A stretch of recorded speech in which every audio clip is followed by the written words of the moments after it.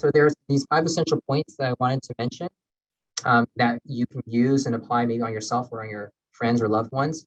I just wanted to mention this first point here. We have 5 of these, but the first one's often used for stress.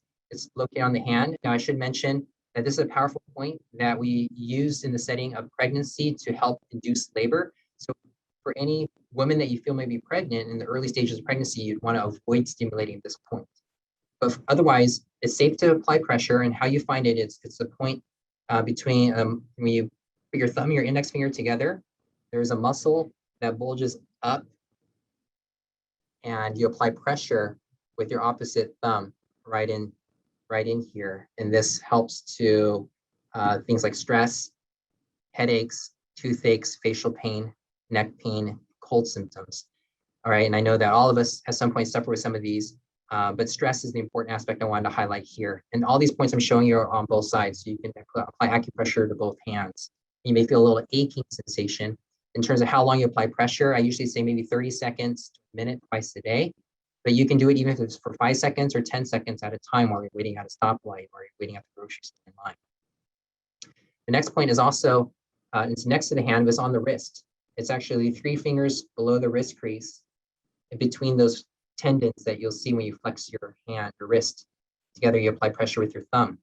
Now, this point is also important for anxiety or stress, but it's also used for nausea. And so people experience nausea from their medications, perhaps for arthritis, motion sickness, carpal tunnel, upset stomach. Again, this is important for any chest pain as well. So I think of this as important for stress and anxiety, but also any pain in the chest area can be helpful. The next point is on the foot. It's on the foot, and you'll see it there in the picture. It's 2 fingers. I won't be able to take my foot out of my sock and shoe and show you this, but you can just imagine there's 2 fingers here. You go 2 fingers width above the web space, in between the bones to your great toe and to your second toe. You apply pressure with your thumb. And this point here tends to be pretty sensitive, and it's good for stress. Again, it's good for insomnia, for those who struggle with sleep. It's good for low back pain. And it's also good for limb pain, specifically leg pain. So this is a point we often use in the clinic as well.